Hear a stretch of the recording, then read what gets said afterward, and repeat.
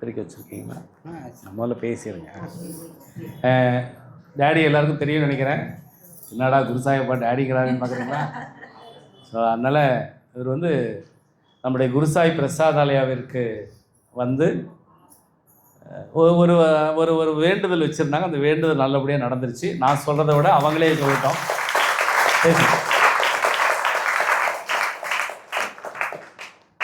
ஆய் சொன்ன எல்லாத்துக்கும் என்னோட முதல்கள் வணக்கம்.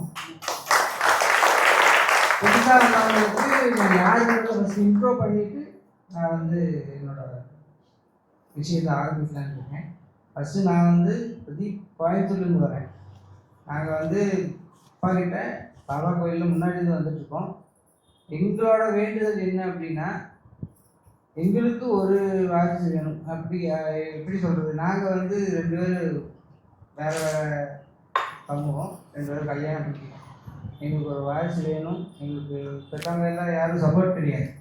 அதனால் ஒரு வாரிசு வேணுன்றதுனால நாங்கள் வந்து ரொம்ப நாள் ஆயிடுச்சு. நாங்களும் விளையாட்டாக வந்து விட்டுட்டோம், வேண்டாம் கொஞ்சம் நாள் ஆகும் அப்படின்னு. அதோட பலன் வந்து கொஞ்சம் நாள் ஆனதுக்கு பின்னாடி தான் லேட் ஆகும்போது கொஞ்சம் பயம் வந்து நாங்கள் வந்து அதுக்கப்புறம் இங்கே வந்தோம். இங்கே வந்து பாபா கிட்ட சந்தோஷம் வச்சுக்கிட்டோம். அப்பா கிட்ட பார்க்கும்போது சொன்னார், உங்களுக்கு கண்டிப்பாக வந்து வாரிசு வரும், ஆனால் இப்போ வராது, கொஞ்சம் நாள் ஆகும் அப்படின்னு. அந்த இப்போ வராது அப்படின்ற விஷயம் எங்களுக்கு வந்து இப்படி ஆச்சுன்னு பயம் ஆயிடுச்சு. ரொம்ப நாள் ஆகும் அப்படின்ற மாதிரி பயம் ஆயிடுச்சு. ஆனால் அவர் தெளிவாக சொல்லிட்டார். எனக்கு முதல்ல நம்பிக்கை வேணும். ஃபஸ்ட்டு வந்து எனக்கு நம்பிக்கை கிடையாது. நான் அந்த வேலை சொல்லிடுவேன், யார் இவர் ஒருத்தர் இருக்காரு, இவரை போய் எல்லோரும் வேண்டாங்க. நான் நிறைய இடத்துல பார்த்துருக்கேன். கொஞ்சம் நம்மளுக்கு ஒரு புத்தி, அந்த புத்தி வரும் இல்லையா, அந்த புத்தியில் இருந்தேன். ஆனால் என் மனைவி வந்து ரொம்ப தீர்க்கமாக இருக்கிறவங்க எல்லா விஷயத்துலையுமே. என்னோட விட என்னோட மனைவி கிடையாது, துணைவி வந்து ரொம்பவே வந்து அப்கிரேடாக இருக்கிறவங்க. அவங்க ரொம்ப வந்து பாசிட்டிவாக இருக்கிறவங்க. நான் சில இதில் நெகட்டிவாக திங்க் பண்ணுறாங்க, இப்படி நடந்தால் இப்படி நடந்துடும் அப்படின்னு. அவங்களோட அந்த ஒரு இதில் வேண்டா விருப்பமாக வந்த இடம் தான் இந்த அப்பா அந்த கோயில். எனக்கு நம்பிக்கை கிடையாது எப்படி அப்படின்னு. அதுக்கான முயற்சியிலையும் அந்த வந்து ரொம்ப நாள் ஆயிடுச்சு அப்படின்னு அவங்களுக்கு இடையில ஏதோ ஆக்ஷன் நடக்க அவங்க பெற்றவங்க நினச்சி நிறைய நாள் வந்து அவங்க ரொம்ப ஃபீல் பண்ணியிருக்காங்க. அப்போ நான் ஒரு இதில் வந்து இது நடத்தி காமிக்கணும், அப்போ வந்து நான் நம்பலாம் அப்படின்ற லெவலில் நான் செஞ்ச ஒரு விஷயம்.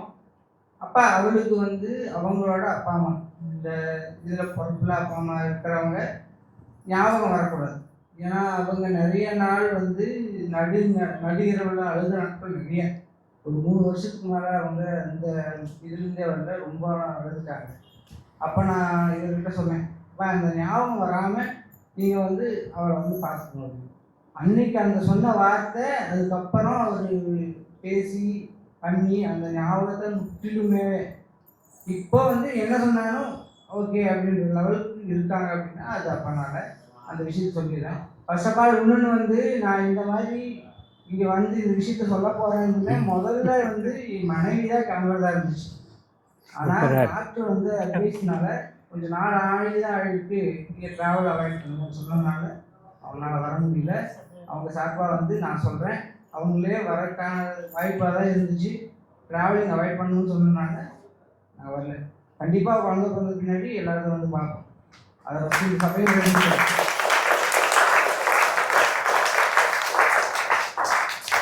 அப்படி சொன்ன பின்னாடி நானும் அப்பாவும் அது மாதிரி சொன்ன மாதிரி நடந்துச்சு. அவங்களுக்கு அந்த ஞாபகம் கொஞ்சம் கொஞ்சமாக மறக்க ஆரம்பிச்சு.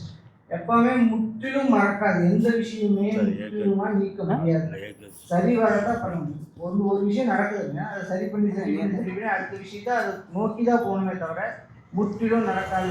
இப்போ ஒரு வேண்டுதல் வைக்கிறாங்க, இல்லை ஒரு மாதம் நடக்கணுன்றது வேண்டுதல் இருந்தால் அது மாதிரி நடக்காது அப்படின்றது நான் வச்சிருந்தேன். ஒவ்வொரு விஷயம் சரி வர செய்ய விஷயம் வந்து அதை நோக்கி நம்ம போகணும்.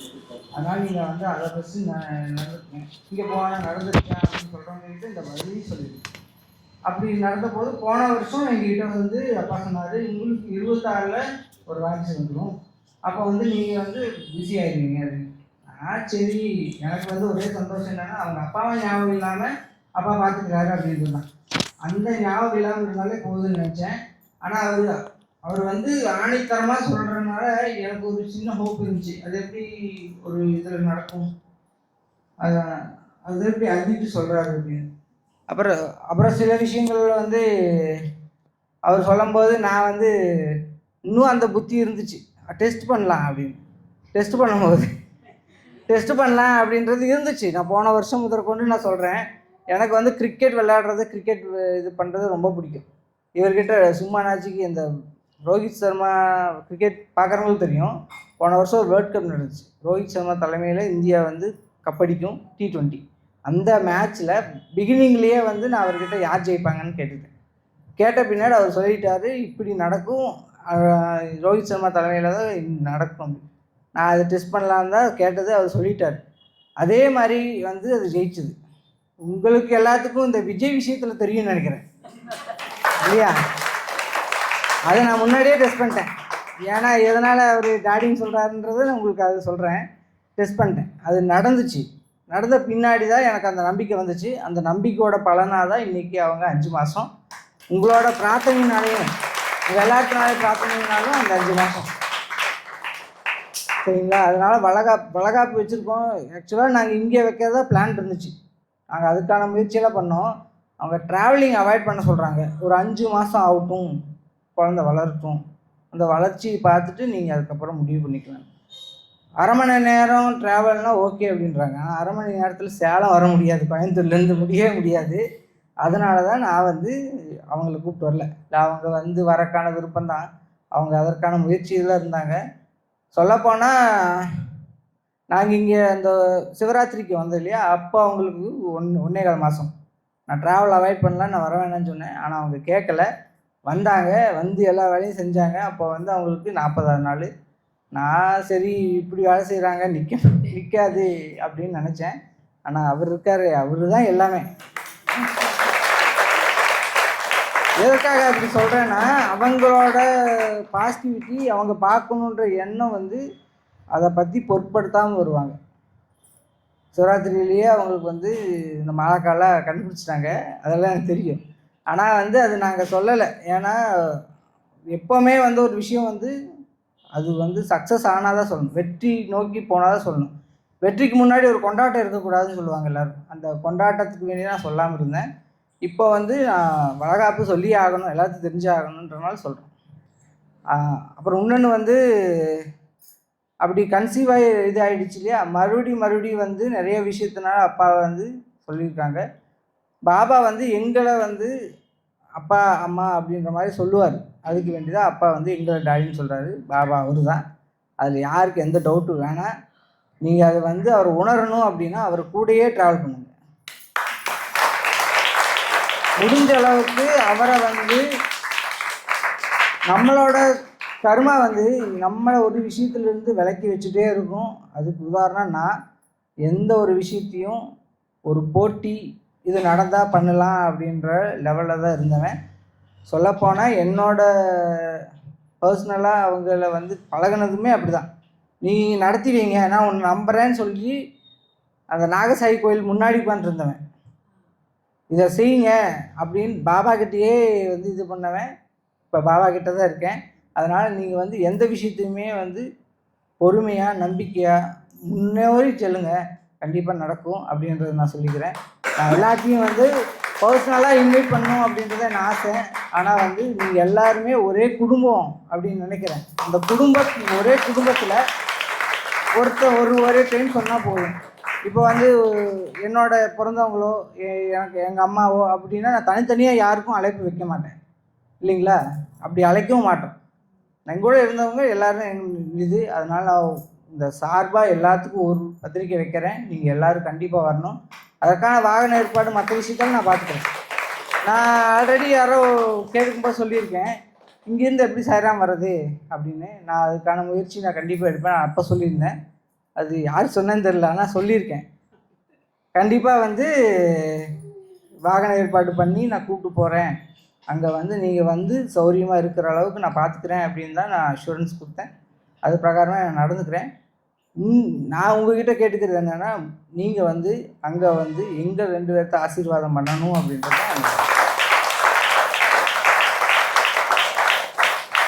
நீங்கள் வந்து ஆசீர்வாதம் பண்ணணும் அப்படின்றது என்னோட விருப்பம் மட்டும் இல்லை, என் துணைவியோட விருப்பமும். அதனால் நீங்கள் எல்லோரும் கண்டிப்பாக வரணுன்றதை இந்த இடத்துல நான் சொல்லிக்கிறேன். அந்த அந்த முருகனோட அருளாலும் அந்த பாபாவோட அருளாலும் எல்லா விஷயமே நல்லா தான் நடக்கும். நல்லாவே நடந்துட்டுருக்கு. நீங்களும் நம்புங்க. நம்பிக்கை தான் அவரோட பிரதானம், பொறுமை தான் அவரோட பிரதானம். அதனால் நீங்கள் எல்லாமே அது படி நடங்க, கண்டிப்பாக நடக்கும். அதுக்கான எடுத்துக்காட்டு நான் உங்கள் கண் முன்னாடியே நின்றுட்டுருக்கேன். எல்லா விஷயத்தையும் ஒரு போட்டி நடக்கும் அப்படின்ற ஒரு இதில் தான் நான் வந்து முயற்சி பண்ணியிருக்கேன்றது உங்களுக்கு நான் சொல்லிட்டேன். அதனால் நீங்கள் எல்லா விஷயத்தையுமே பொறுமையாக கடந்து போங்க, கண்டிப்பாக நடக்கும். ஒரு பஸ் ஒன்று வச்சிடுங்க எல்லாம். ரெண்டாவது நீங்க என்ன பண்ணிட்டு இருக்கீங்க அதை மட்டும் கொஞ்சம் விரிவாக சொல்லுங்க. என்னோட வேலை வந்து நிலத்தை அளந்து எழுதுகிற வேலை. அதாவது குறிப்பாக சொல்லணுன்னா நான் பத்திரம் எழுதுகிற வேலை பார்க்குறேன். ஒவ்வொரு இடத்துக்கும் பத்திரம் எழுதுவோம். நாங்கள் அட்வொகேட் ஆஃபீஸு. அதனால் நாங்கள் வந்து பத்திரம் எழுதுறது தான் என்னோட வேலை. பஸ் ஏற்பாடு பண்ண சொன்னீங்க, அதை நான் வந்து முன்னாடியே சொல்லிட்டேன். அதான் சொன்னேன், ஒரு வாகனம் வச்சுன்னா இவ்வளோ பேர்த்துக்கு என்ன வாகனம் வரணுமோ அது என்னென்னா விடிகாலில் 2 மணிக்கு கிளம்புற மாதிரி இருக்குது 29ஆம் தேதி. அதனால் வந்து வியாழக்கிழமை, அடுத்த வாரம் வியாழக்கிழமை முடிஞ்ச உடனே விடிகாலம் 2 மணிக்கு இங்கேருந்து பஸ்ஸு கிளம்புது, நேராக மண்டபம். இதில் ஒரு சின்ன ஒரு விஷயத்தை நான் சொல்லிடுறேன். அந்த பஸ்ஸு ஏற்பாடு பண்ணது நம்ம டேடி அப்பாவாக இருந்தாலும், அதுக்கப்புறம் அன்றைக்கி வரவங்க எல்லாரும் மத்தியானம் ஃபங்க்ஷன் முடிஞ்ச உடனே ஈஷா யோகாவுக்கு உங்கள் அனைவரையும் அழைத்து செல்லப்படும். அது வந்து தகவல். இதில் ஒரே ஒரு கண்டிஷன் என்னென்னா, வரவங்க தயவு செய்து நாளைக்குள்ளே பேர் கொடுத்துருங்க. ஏன்னா பஸ்ஸில் ஒரு குறிப்பிட்ட நபர்களுக்கு மேலே இடம் கிடையாது. அதையும் நான் சொல்லிடுறேன். டேடியப்பா, நீங்கள் வந்து அந்த மண்டபத்துக்கு டு சேலத்தும் அங்கே போயிட்டு மண்டபத்துக்கு வரதுக்கு மட்டும் நீங்கள் பணம் கொடுத்தா போதும். ஈஷா யோகாவுக்கு நாங்களாம் ஷேர் பண்ணிக்கிறோம். கரெக்டாக அது நம்ம பண்ணிக்கலாம் தானே? கண்டிப்பாக. அது என்ன ஒரு 500 ஒரு தலைக்கு ஒரு 500 300 தான் வரும். பண்ணிக்கலாமா? என்ன ஒன்றுமே சொல்ல மாட்டேங்கிறீங்க? என்ன உங்களோட சேர்ந்து ஈஷா யோகா வரலான்னு பார்க்குறேன். Okay, right. அதனால் வந்து இங்கே உட்காந்துருக்க முக்கால்வாசி இல்லை, எல்லாருமே வந்துடுவாங்கன்னு நான் நினைக்கிறேன். அதனால் அடுத்த வாரம் வியாழக்கிழமை ஒரே கூட்டமாக இருக்கும். அதனால் ஆக்சுவலாக என்னென்னா, டேடிப்பா வந்து பார்த்தீங்கன்னா 2026 அதுவும் அடித்து சொன்னார், கட்டாயம் தை மாதம் கடந்த பிறகு குழந்தை பேர் உண்டாகும் பாபா அடித்து சொல்லிட்டாரு. அதை நான் சொல்லிட்டேன். அதுக்கப்புறம் நமக்கு நடக்கிற வரைக்குமே ஒரு டவுட் இருக்கும் இல்லையா, அது மாதிரி இருந்தது. காரணம் என்னென்னா, ரொம்ப நாளாக குழந்தை இல்லாமல் இருக்கிறவங்களுக்கு எங்கே போனால் பித்தத்திலேங்கன்னு இருக்கும். இங்கே போனால் நடக்குமா, அங்கே போனால் நடக்குமான்னு, இதை எடுக்கலாமா, அதை எடுக்கலாமா, அந்த மாத்திரை எடுக்கலாமா, இதெல்லாம் இல்லை. உலகத்துக்கே மருத்துவர் ஒருத்தர் இங்கே உட்காந்துருக்கிறார், அவருக்கு நிகர் யாரும் இல்லை. அதை மட்டும்தான் பின்னால் வந்து பார்த்தீங்கன்னா, எப்போவுமே சொல்கிறேன், பின்னால் வந்து கல்யாணம் ஆகாதவங்க தாலியும் புடவையும் சாத்தி மஞ்சள் குங்குமம் வளையல் சாத்தினா கல்யாணம் சீக்கிரம் கூடிரும். அதே மாதிரி தொட்டில் யார் கட்டுறாங்களோ அவங்களுக்கு உடனே குழந்தை பாக்கியம் உண்டாகும். தொட்டில் கட்ட ஒரே மாதத்தில் குழந்தை உருவாச்சு. ஆமாம், அதையும் நான் சொல்லிடுறேன். ஸ்ரீநாத் ப்ரோக்கு வந்து மேரேஜுக்கு ஃபஸ்ட்டு அவங்க மஞ்சக்கீரை கட்டினாங்க, மேரேஜ். சரியா? அது தெரிஞ்ச விஷயம். அப்புறம் அடுத்த டைம் வந்து பாபா வந்து தொட்டில் கட்டி வளையல் வாங்கி கொடுக்க சொல்லுங்க. அக்காங்களுக்கெல்லாம் நான் வளையல் வாங்கி அன்றைக்கி தொட்டில் கட்டி 1 மாதத்துலேயே எனக்கு வந்து வந்துடுச்சு. இன்னொன்று வந்து முழுமையாக வந்து நம்புங்க. எந்த விஷயமா இருந்தாலும் நீங்கள் வந்து முழுமையாக நம்புங்க. அதுதான் ஒன்றே ஒன்று. நீங்கள் அரைகுறையாக ஒரு வேலையை செய்கிறோம், நான் பத்திரமே எழுதுகிறேன், அரைகுறையாக ஒரு விஷயத்தை தெரிஞ்சுட்டு இருந்தால் அந்த பத்திரத்தில் ஏகப்பட்ட பிழைகள் வரும். அதனால் நம்மளுக்கு மட்டும் இல்லை, நம்ம சார்ந்து நம்ம பத்திரம் பண்ணி கொடுக்குறவங்க எல்லாத்துக்குமே அந்த பிழைகள் வரும். அந்த கடவுளோட அருளால் நான் வேண்டுறது அதுதான். எப்போவுமே ஒரு விஷயத்தை வந்து முழுமையாக செய்யுங்க. அந்த விஷயத்துக்கான அந்த நேரம் கண்டிப்பாக எடுக்க தான் செய்யும்.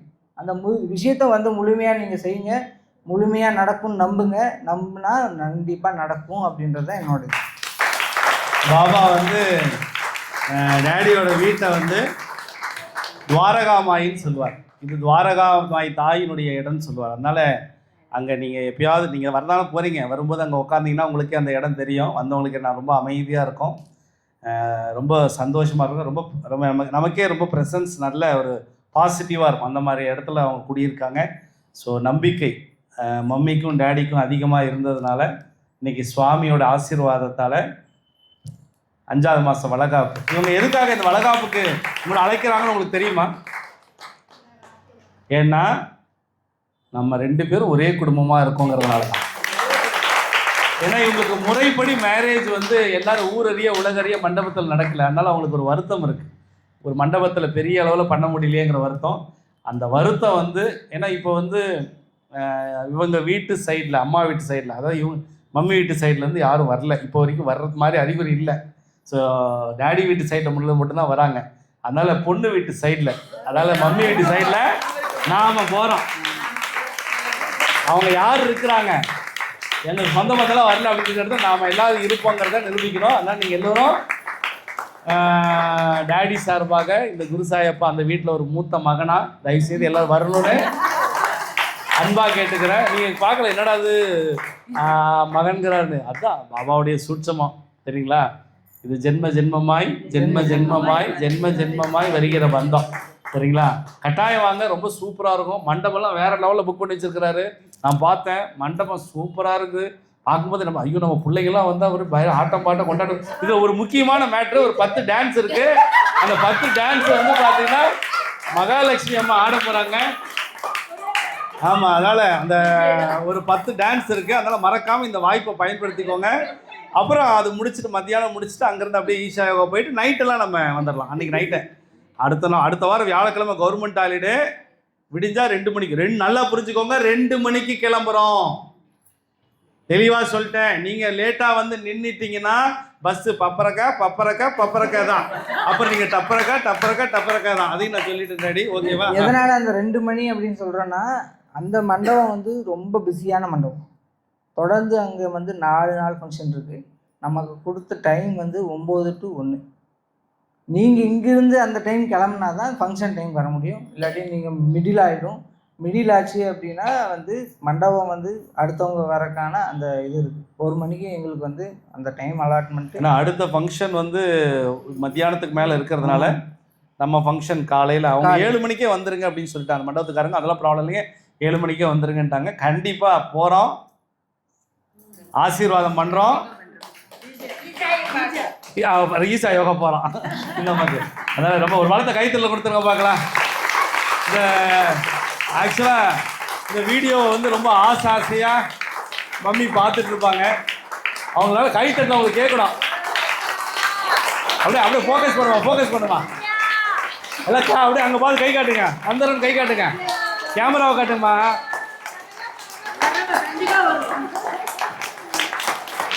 அதை பார்த்தா ரொம்ப ஹாப்பி ஆயிடுவாங்க.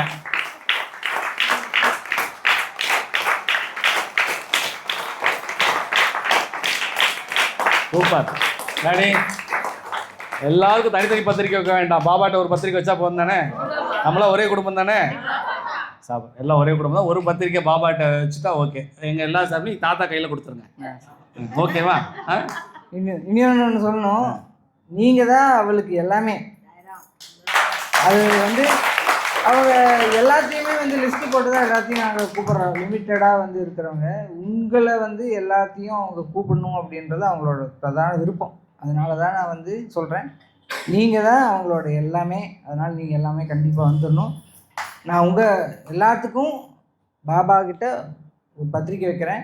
அது எல்லாத்துக்கும் பர்சனலாக அழைச்ச மாதிரி, எல்லாத்துக்கிட்டையும் நான் வந்து பர்சனலாக கூப்பிட்ட மாதிரி. ஏன்னா நீங்கள் எல்லாமே ஒன்று தான். அதனால் நீங்கள் கண்டிப்பாக எல்லோரும் வந்துடும். வாழ்த்துக்கள்.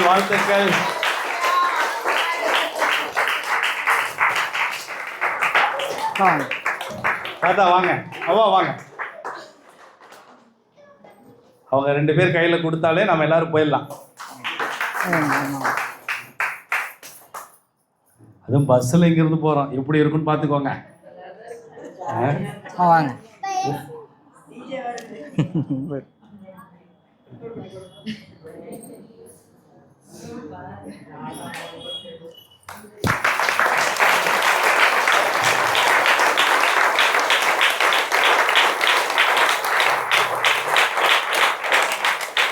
அவசியம் எல்லாரும் வந்தே தான் ஆகணும்.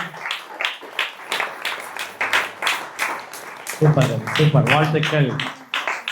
ரொம்ப மகிழ்ச்சி. கண்டிப்பாக உட்காந்து